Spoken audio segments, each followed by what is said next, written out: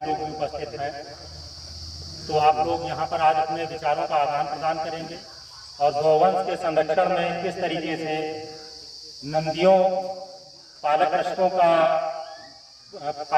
को प्रोत्साहित करके इस समस्या के समाधान के लिए कार्य किया जा सकता है, इस विषय में भी अपने विचारों का आदान प्रदान करेंगे। हम मास्टर साहब चंद्रेश्वर प्रताप जी से आग्रह करेंगे कि वो आए और अपना दायित्व का निर्वहन करें। बहुत बहुत धन्यवाद। कथानक व्याकरण संजोग सुरभित छंद हो जाए, हमारे देश में फिर से सुखद मकरंद हो जाए। हे ईश्वर मेरे दाता, ये धरती मांगती तुझसे कि हर युवा संभल करके विवेकानंद हो जाए। आज इस पावन पवित्र भूमि बेनीगद्दोपुर तथा यहाँ पर गौरवमयी उपस्थित को प्रणाम करते हुए मैं अपनी बात की शुरुआत करता हूँ। श्री राम सेवा शोध संस्थान अयोध्या द्वारा नंदी पालकों के लिए ये जो सम्मान समारोह आयोजित किया गया है, इसके लिए हम शोध संस्थान को बहुत बहुत धन्यवाद देते हैं।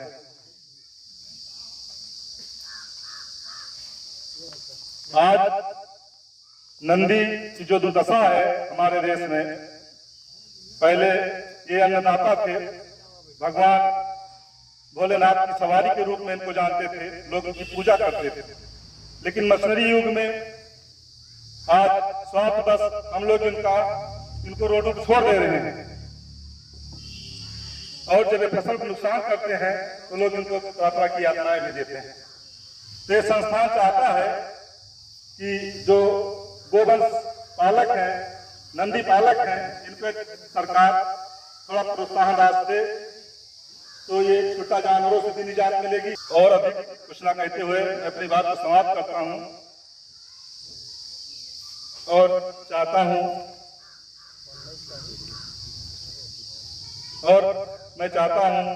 गुरु जी अजय दुबे जी आए और अपनी बात रखें।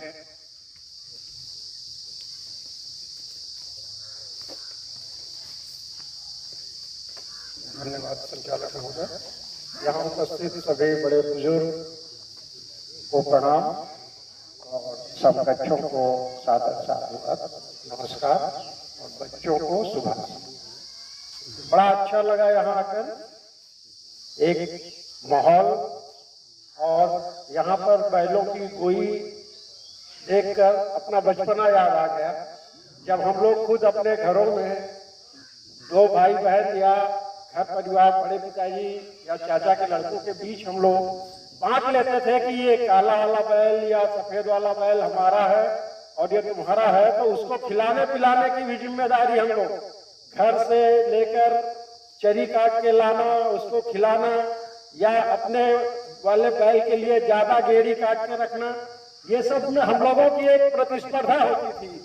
और हमारी कोशिश ये होती थी कि जब बैल खेत में जाते थे तो बड़े ही गर्व के साथ वो जब चलते थे खेतों में, चाहे वहाँ पे हेगा डालना हो या आपके धान लगाने से पहले कीचड़ में जब चलाते हैं, या बैलगाड़ी लेकर जब उसके नहर की पुलिया के ऊपर से जाते थे तो उसको ढकेलना पड़ता था लोगों को कई बार, जब ज्यादा उस पर वजन लाते थे। लेकिन हम लोगों को बड़ा गर्व लगता था कि हमारे बैलों को पीछे से धक्का देने के लिए जरूरत नहीं पड़ती थी, वो उसी शान और गर्व से पुलिया को पार कर देते थे।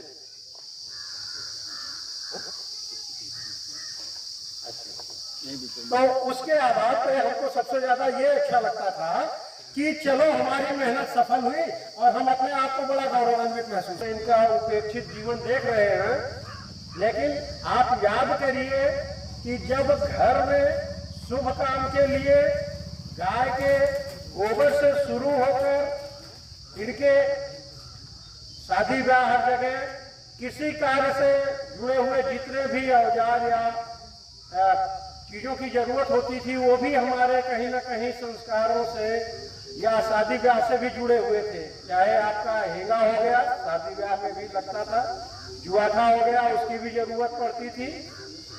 तो आज ये सारी चीजें सांकेतिक रूप से आपको चौक में मिल जाएगी, दुकानों पर। आज व्यापारीकरण हो गया है, वो इन्हीं भावों को बाजार में एक नमूने के रूप में बनाकर महंगे से महंगा बेच रहे हैं।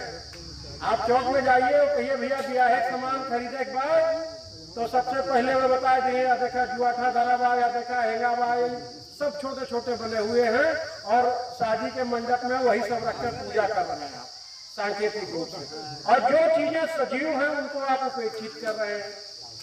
आप आज अगर जानवर नहीं पाल सकते हैं तो ये संकल्प ले लीजिए, ये हमारा आपका सबका कर्तव्य है कि पहले जब घर में गोरू रहा रहे तो घर के जो कुछ बढ़े, खाना पीना बढ़े, कई दिन जाता है 2 रोटी गोरुओं का बंद रही, हमारे सब आटा साना जाए तो नो ही मांग लाई और ले जाए अपने वाले के बैल का खवाई, तो पता लगा कि छोटा भाई भी वो अपने वाले बैल के लिए लेकर जाता था।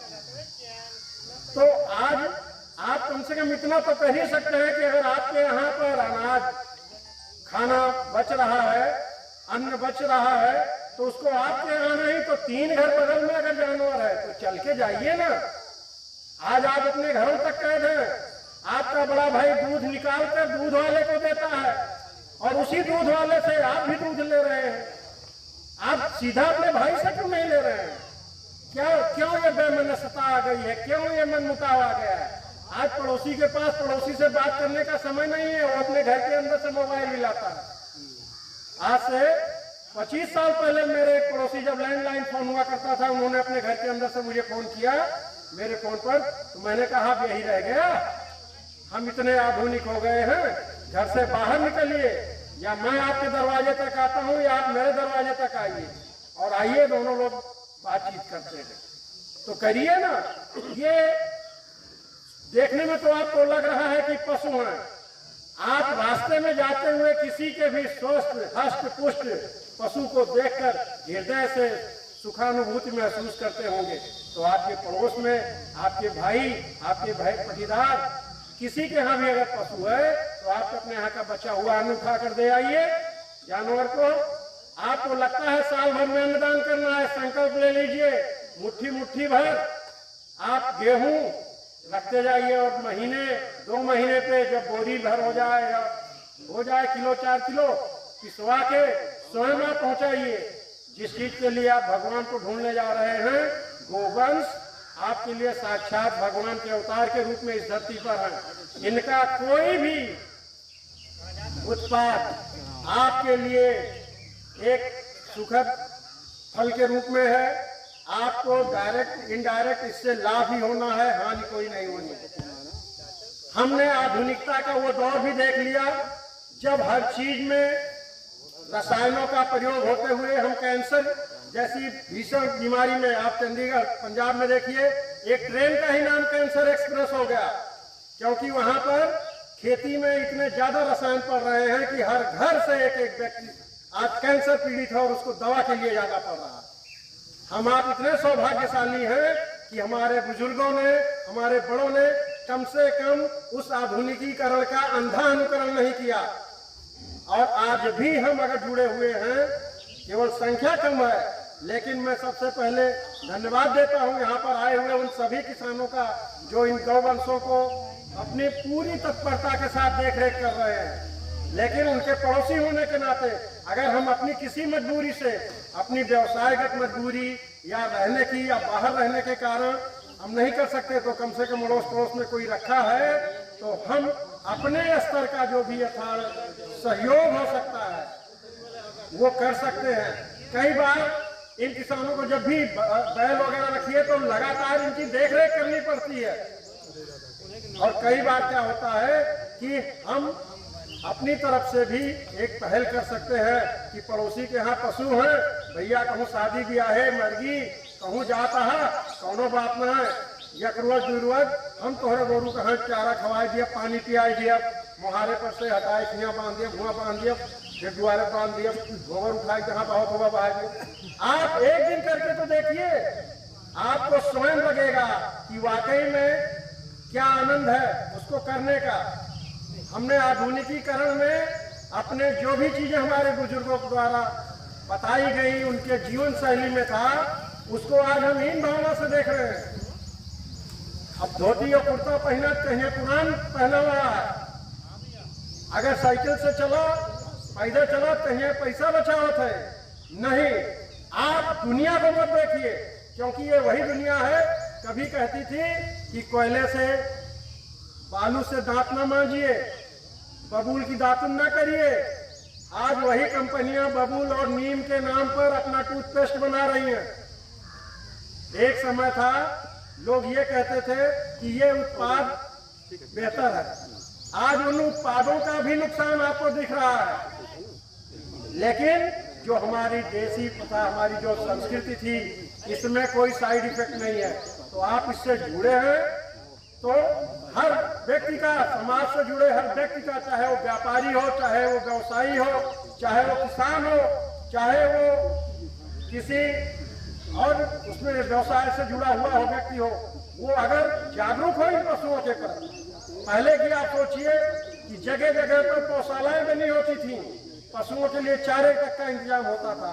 आज सारी चीजें गायब हो गई हैं। आज आप एक ड्रम रख दीजिए अगर पानी भरने के लिए, तो शाम तक वो ड्रम भी गायब हो जा रहा है। 4 दिन में उसमें पानी भरने के लिए कोई अगर खड़ा है तो उसको बेइज्जती महसूस होती है। क्यों? ये सब सिर्फ हमारी सोच का विषय है।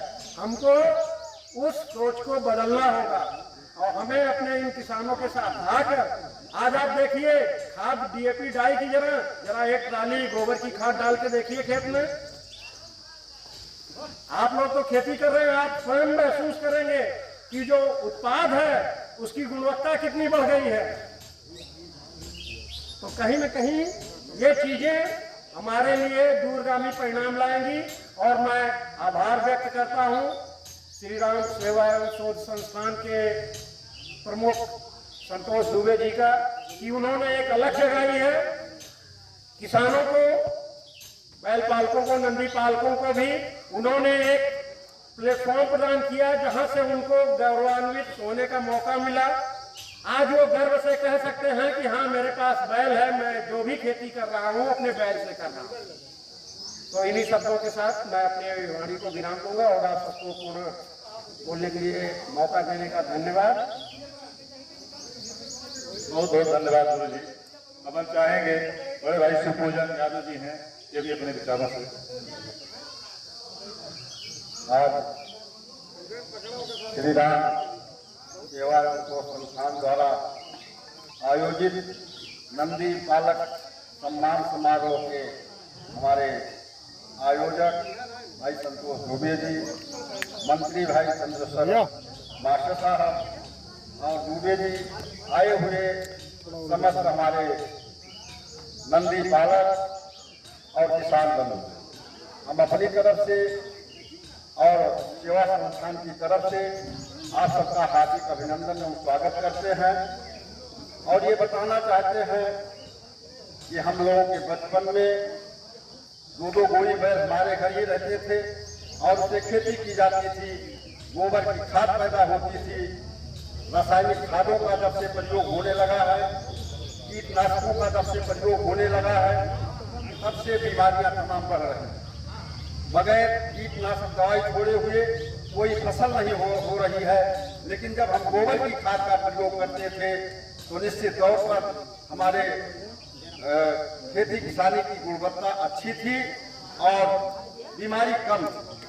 आज जिस तरह से रासायनिक खादों का प्रयोग किया जा रहा है, कीटनाशकों का प्रयोग किया जा रहा है और हमारे गोवंशों का जिस तरह से परित्याग किया जा रहा है, निश्चित तौर पर आने वाले समय में या इसी समय तमाम प्रकार की समस्याएं पैदा हो रही हैं। जो आप फसल पैदा कर रहे हैं, आप दूध लेकर के गोवंशों को छोड़ दे रहे हैं और उनके साथ हम ही लोग अन्याय कर रहे हैं, अत्याचार कर रहे हैं। हम गौ की पूजा करते हैं, गौ माता कहते हैं और उन्हीं के साथ अन्याय और अत्याचार हो रहा है। हम शोध संस्थान के आयोजकों का आभार प्रकट करना चाहते हैं कि जिस तरह से आप इस समाज में जो ये नई आधुनिकता की तरफ लोग जा रहे हैं, इसके प्रति आपने जागरूकता पैदा करने का जो काम किए हैं, निश्चित तौर पर इसमें सफलता मिलेगी। मैं एक उदाहरण देना चाहता हूं। आपके बगल के गोंडा जिले के पूर्व सांसद ब्रजभूषण सिंह हैं, वो हमेशा गोबर की खाद से जो अन्न पैदा होता है उसी का सेवन करते हैं। आज भी उनका चेहरा देख लीजिए किस तरह से चेहरा है और किसी बीमारी से नहीं ग्रसित। तो निश्चित तौर पर अब हम आधुनिकता को छोड़ करके पुराने ढर्रे पर चलना चाह रहे हैं। इसके पहले हम देखते थे कि लोग जो है अनाज जो महीन अनाज का प्रयोग करना चाहते थे, लेकिन अब जिस तरह से महीन अनाज का प्रयोग करके, रासायनिक खादों का प्रयोग करके, गोबर की खाद का जो है प्रयोग न करके तमाम बीमारियों से ग्रसित हो रहे हैं। अब मोटे अनाज की तरफ लोग बढ़ रहे हैं। हमारे बचपन में जब पुलाव बनता था तो बड़ी चाव से फलाने के हाथ पुलाव बना था। अब आप चावल दाल ना बनवाइए, कहीं कोई सेवे नहीं। हेलो। तो जिस तरह से बीमारियां बढ़ रही हैं, आधुनिकता की तरफ हम जा रहे हैं। खेतों में हम लोग के बचपन में खेतों में केचुए ऐसे भरा भर दिखाई पड़ते थे।